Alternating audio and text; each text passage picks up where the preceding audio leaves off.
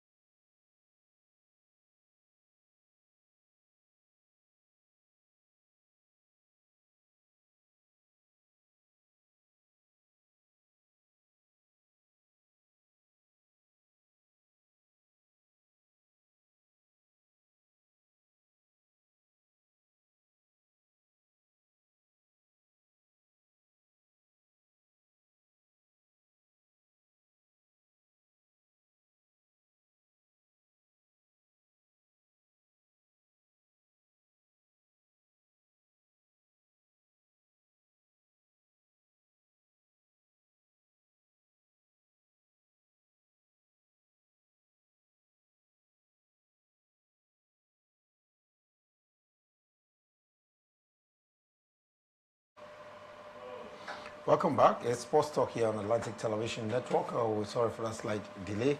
We're right back now, and Mike is here. Thanks for having me this morning. Glad to be here. Let's quickly start in cricket, where the Nigerian Cricket Federation has rolled out plans for two of its major events in the year 2026, cutting across women's cricket and the grassroots development initiative. After a one-year break, attention will now turn to the women's and national team, that is the female Yellow Greens. They are expected to regroup for the women's T2 T0I in March this year. Mike, cricket not a very popular sport, but the oldest sports, no doubt about it. The federation looking at rejigging activities for the year. Yeah, definitely. I think the female Yellow Green continent of Africa, they're one of the powerhouse. But then when it comes to continental, rather global activity, there seems not to find their footing. I just believe with this early 2026 new year calendar arrangement can actually bring the best out of the female Yellow Greens. I mean, the development of cricket, game should cut across all corners, right from the, local government down to the state, and then take it to regional before we talk about the national right here. In the last 2-3 years right now, I think there's been a bit of a consistency in terms of caring and nurturing some of these cricket team players. So we produce some notable names, 2 or 3 of them that are currently doing the nation proud. And I think more can even be achieved if such early preparation is actually put in place, just like the federations have also stated. I believe we can achieve more. Just like he stated, not one of the popular sports, but then one of the oldest right here in the country. We should take a full advantage of the fact that history, have been made via cricket in the country. Well, talking about cricket, yes, the female Yellow Greens, that's the national female team of cricket for Nigeria, did so well. I think only 2 years ago they won this tournament, and now they slumped to Malaysia winning. But let's leave the national team now. Let's look at replacing the players that we have in the national team. Grassroots development is one of the initiatives here from the Cricket Federation under Pata. How effective can this be in the country here? Because we still see pockets of cricket competitions across. I think you talk about the viability and the seriousness of the association. One thing for them to come up to the media to make some of these categorical statements, making their intention known on how to develop the game and also churn out new talent. But beyond those, media, release pages of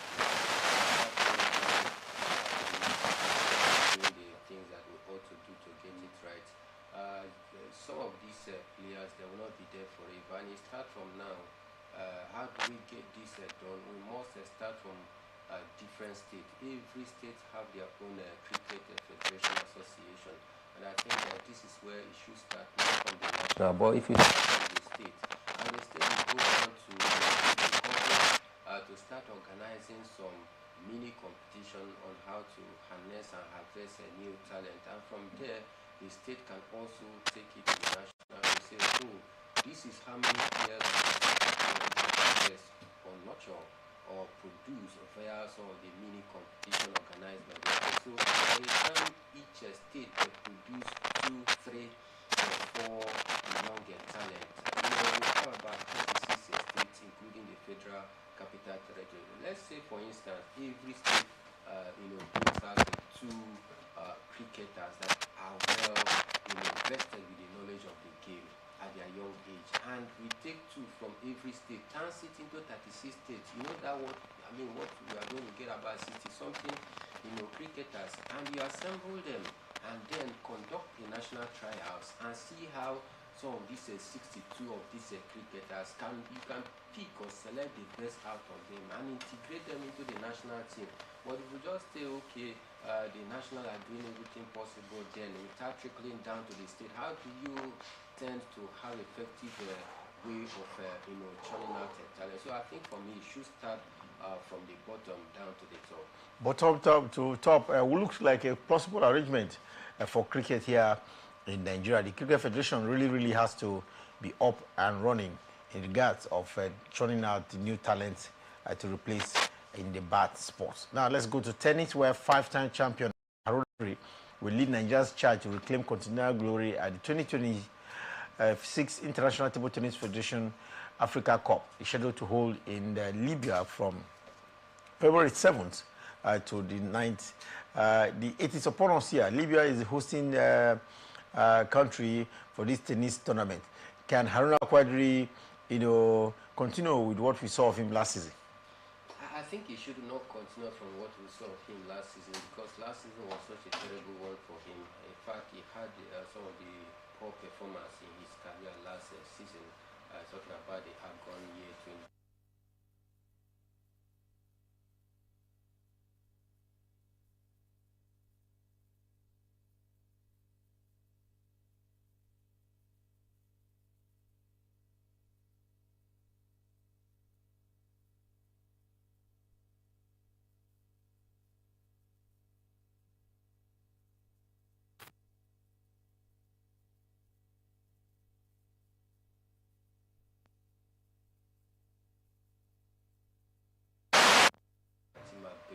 Name them Abdurazak as well. They all dropped down the rankings. In fact, as we speak right now, no single Nigerian table tennis player improved on his or her ranking.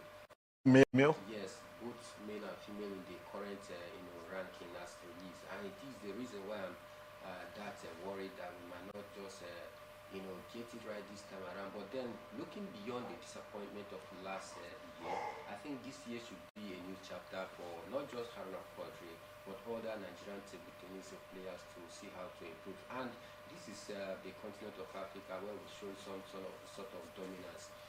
Haruna Quadri alongside the Egyptian, talking about Omar Assar, been back and forth in trying to dispose each other for the top spot. So now that Omar Assar has displaced Haruna Quadri from the top right now, he wants to maintain that momentum, and Haruna Quadri need to also step up his game. I think he has lowered down his even the first champion the early this. He wants to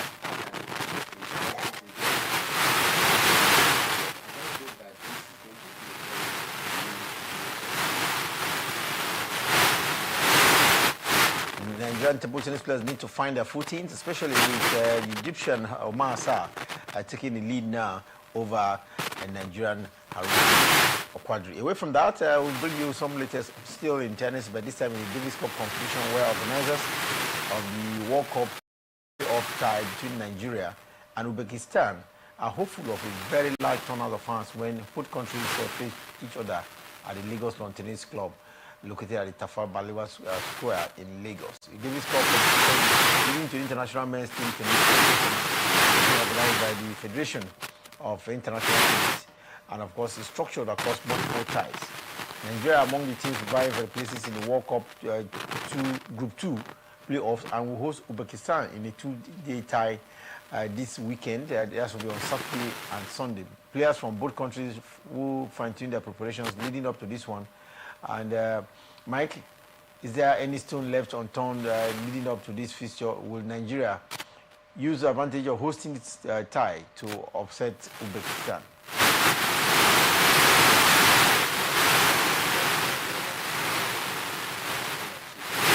I know that the Nigerian player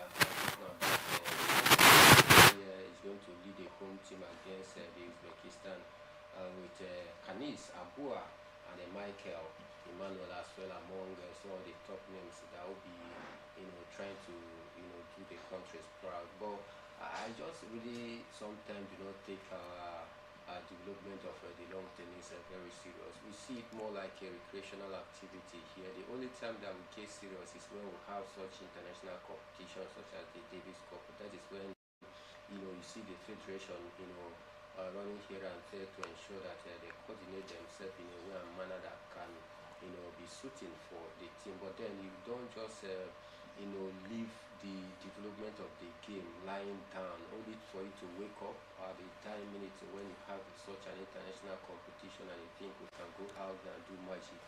I mean, these things are not rocket science, all right? If we are truly serious about developing, then we must start as early as possible. In Africa, to be precise, it's not just a Nigerian peculiar problem. It's about Africa in terms of long tennis development. The only big name that you can actually, possibly beat your chest and say that they've done Africa proud is maybe Onjobwa. Outside of Onjobwa, which other big name in the world of long tennis that you can say that have, flag the flag of Africa very high at the top level. I mean, Nigeria also not left us, but we can also develop the game and make it one of the key area, that we can take a full advantage of. The likes of Abua, Emmanuel, Michael, and Daniel and Deleye. They can also be sent for, abroad for was more like improvement course for them to know how these things is being done and get used to some of these top facilities, and by so doing they improve on their development, and when they go out they come back to the Africa show, they become one of the best.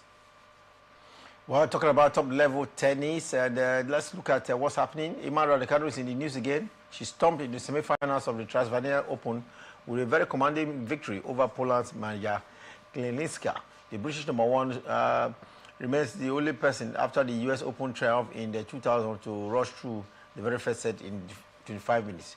Emma Raducanu, yes, we talked about her the other day with her firing as many coaches as possible. Is this new coach arrangement seeing her through? I think just wait and see. Since she fired her last coach, I think she has won about 11 straight games, which is a massive, applaud for her. But then a few days ago, just 2 days ago before her yesterday's victory, you saw how she battled back from a set down to actually, got the better of her opponent. Emma Raducanu, the British number one player.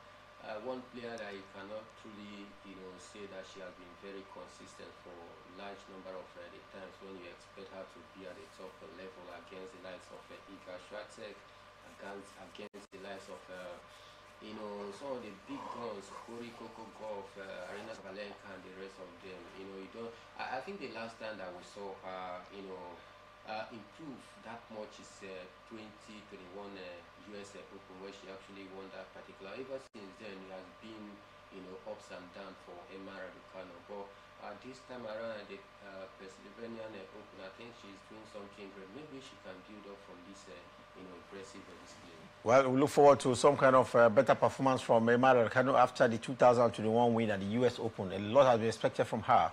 She has left it to be desired. So we keep hoping that she will bounce back. She's had to reorganize her backroom, especially with her coaches. And let's hope that this time around it will pay off. We'll have to run up this first half of the program with the latest coming from the Boxing Federation of Nigeria. We understand she will be conducting a national open trial for selection of boxers to represent Nigeria at the forthcoming Commonwealth Games. The Commonwealth Games is here with us in another 2 weeks or so. Mike, how prepared is the Boxing Federation of Nigeria? It's a very big question how prepared they are. But then one thing remains that they are throwing the camp open for national trial, both for boxers at home and diasporas as well, with a stipulated amount of money for registration, which is pegged at 10,000. And I think this open trial is going to offer the federation the opportunity, to select some of the best hands that we might just need to do us proud out there. But then my only worry is that it's been a quite long time that Nigeria boxers mounted a big stage for good, and I think ever since we see I can't actually remember his name right now. I'm trying to get his Samuel Peter. That was the last boxer that actually did Nigeria proud. And ever since then, we haven't been able to discover any other new boxer that can step on a big stage and fly the colors of Nigeria. And it is high time we begin to pay attention to some of these key areas in terms of sport development. We can't just focus or concentrate only on some of the major sports according to maybe the administrator, they see football and basketball, or possibly, you know, you know, volleyball as some of the key sport. But then, how many medals can we actually rack up from this sport when we fit for major competition? But in boxing, you can get as much as many medals because you are not just being out there with one boxer. You can have the latitude of choosing about 7 to 8 boxers, which can bring many medals for us. But then, just to focus on football, how far have we gone in football, which has only 1 or 2 medals to show for it? I think the earlier the better we start focusing on some of these key sports so that we can also improve our status. But then, so far so good. I think it's been a great one for the Boxing Federation for the year 2026 from the plans on ground that we've had of them roll out as their intention for the year. So far, so good for this half of the show. We'll be back in a jiffy. And when we return, we'll look at basketball, the latest coming from the NBA with some interesting results flying in the early hours of this morning. And across in football, there's a lot to talk about. The Premier League returns this weekend after some results, both at the Carabao Cup, the Copa del Rey. We saw some interesting results as well last night. Ademola Lookman, yes, a Nigerian international, moved to Atletico Madrid, scoring on his debut and assisting as well. So these details will be yours when we return from a break. Stay with us.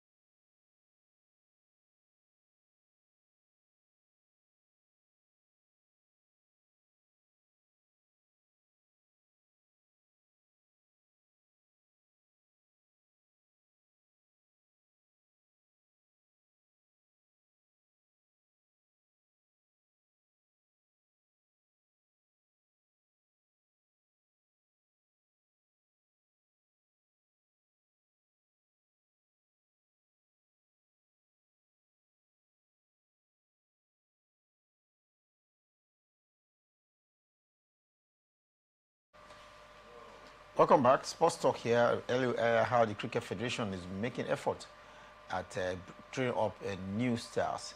Now, let's look at the latest from basketball. And the biggest one in the NBA, Detroit Pistons lost at home. Mike, Washington Wizards were better off by 126 points to 117 points.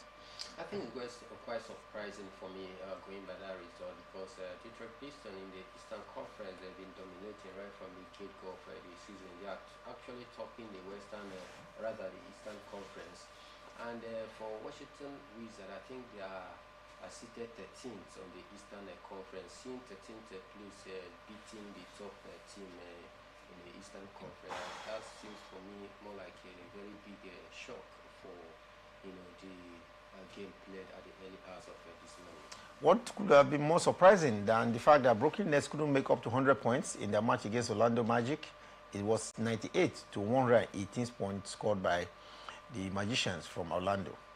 I think expected to, because for the Brooklyn Nets, I think they are rock bottom in the Eastern Conference, so it is no surprise at all that they had to be defeated. And for the Orlando Magic, they are 7th position, in the Eastern Conference, and you should expect them to get the needed victory. Just at the point, put up in that very encounter, was one that I actually expected them to at least go more like a 130 or 135 points, because they have most of their key players on points who are specialists in terms of the 3-point. So I expected them to at least exceed that numbers.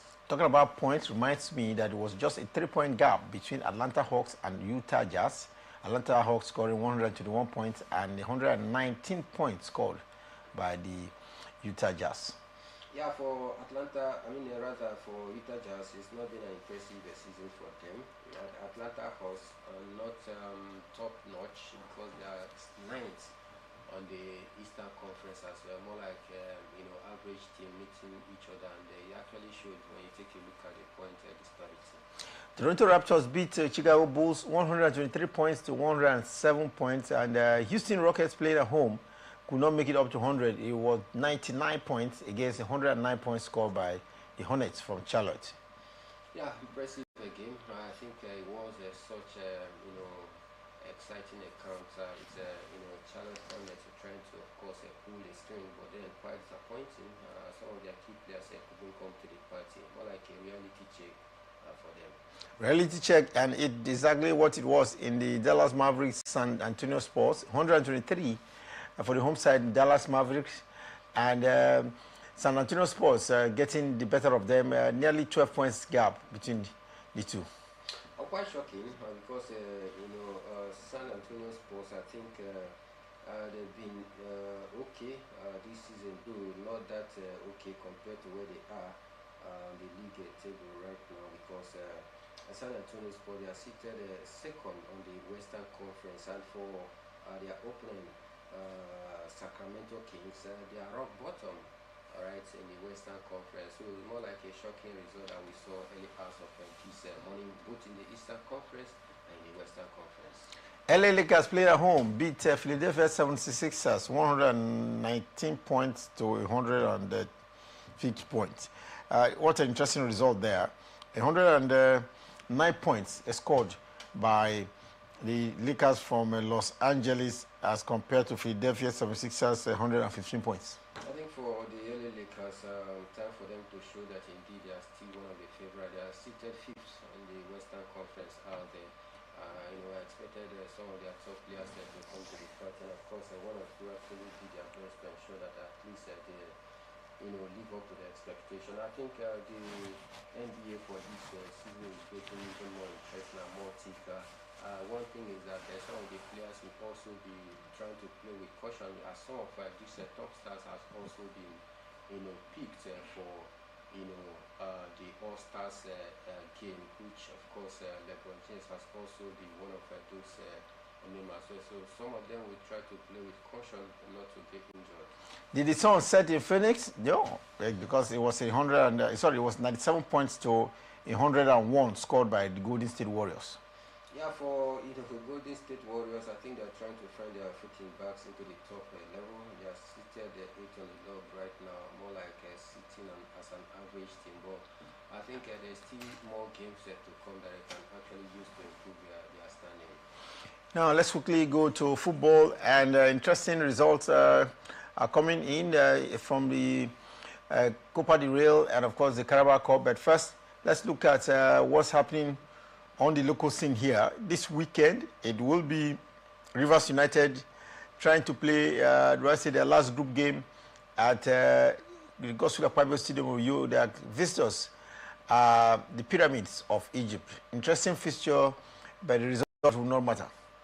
I think it will really matter somehow because Rivers United just have 2 games left to redeem their image. If they can win that 2 games, then depend on the result of others. Maybe if they win the 2 games, that is 6 points, adding to the 1 point that they pick away from home against Power Dynamos, that is 7 points. And maybe luck might just smile on them so that other results go their way. But then it is a very crucial game for Rivers United. Crucial game for Rivers United, but I can assure you it's looking like they will not be able to make it in that group. There's Power Dynamos with 7 points already, and I'm talking about Pyramids. They too already have what it takes to qualify from that group. So it's looking very dicey for Rivers United. But again, it is not over until it is completely over. Only a few hours ago, we had rumors of the exit of Kun Khalifat from the Premier League here in Nigeria. Is this true? Yeah, the rumor was actually flying around the social media, and it actually pushed us. I actually put a call across to the media officer yesterday while we were on air, talking about Mr. Godwin, and he actually made it ostensibly clear on air, live on our sister station, that yes, it was true that they pulled out of the Nigerian Premier Football League, but then less than 24 hours they are back into the Nigerian Premier Football League, courtesy of maybe the fine that they were imposed upon after they failed to honor their match day 24, and they were deducted 3 points and 3 goals taken and given to their opponent, 10 million naira. That also aggravated their action as they threatened to pull out of. But I think for now, they are fully back from what we heard from their media officer yesterday. The last has not been heard from that imbroglio between the Premier League body and Kun Khalifat, one of the new entrants into the league here in Nigeria. Meanwhile, we'll go across to Europe quickly because we're running out of time. And the cup competitions that have been on in the last few days. In the Carabao Cup now, it's known that Arsenal will play Man City in the final. And in the Copa del Rey, it is into the semi-final. FC Barcelona is waiting. And the latest qualifier for the semi-final is Atletico Madrid. Making the headlines in that fixture is new boy Ademola Lookman, who just moved from Atalanta, playing his first game for Atletico Madrid and ensuring that he scored and assisted as well on his debut night. They had a 5-goal whack of the opponents in this fixture. Mike, Real Betis didn't see this coming. Not at all. But then if you take a look at the quality of both teams, I think even on paper before the match, you should give it to Atletico Madrid. There's not much difference. Atletico Madrid, I think, is somewhere, second or third in the league. And Real Betis, looking at them on the table there, they are 5th place. So one would have expected that it would have been a close encounter in this fixture. If you take a look at their pedigrees in the La Liga, I think Atletico Madrid are far ahead above Real Betis. But then I think it's a game of football, and the better side they won. I think the major highlight was our own Ademola Lookman making his debut with a goal, assist, and a very impressive display from him. Still talking about the Copa del Rey, we saw Nigeria's Sadiq in a record-making performance for his club side. Valencia there, do I say Valencia having their first ever player to score both for and against the club in a single Spanish match. What was Sadiq thinking? Well, it happens in football. Sometimes own goals are part of the game. This is the first player to score own goal in the Copa del Rey? Yeah, he scored, but then he actually redeemed himself because after his own goal, he actually scored, to bring it back to 1-1. It's just that they couldn't hold on, as they were beating 2 goals into one. But then I think for Sadiq Umar, it's been a flash of brilliance for him so far this season.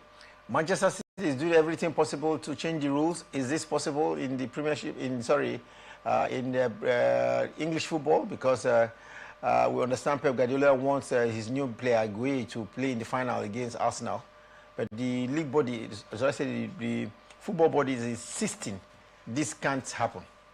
I think it's going to be an infraction. All right, it's going to be an infraction on the rule book because you cannot bring the rule just to accommodate a certain person. Certain clubs out there that would be deemed unfair and biased. So I don't think that will hold water at all. That will be it for this edition of Sports Talk. We'll be back at 6 p.m. Nigerian time for more insight into the latest happening around the world of football and other sports as well, especially with the continental ties coming up this weekend. We told you one of the fixtures will be at the Godswill Akpabio Stadium between Rivers United and the Pyramids of Egypt. That will be an interesting fixture. We saw this team beat